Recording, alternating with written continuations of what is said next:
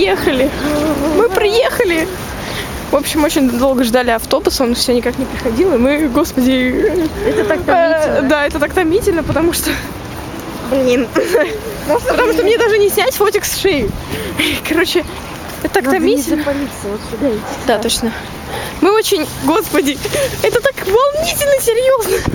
А Женя упала, кстати, в автобусе на человека. На тетеньку. На тетеньку. Господи, я вижу ее подъезд. Вот он. Буквально через пару метров. Сейчас кто-нибудь на нее накинется, а в особенности это буду я и Женя.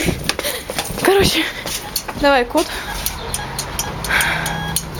О, все, пацаны. Господи.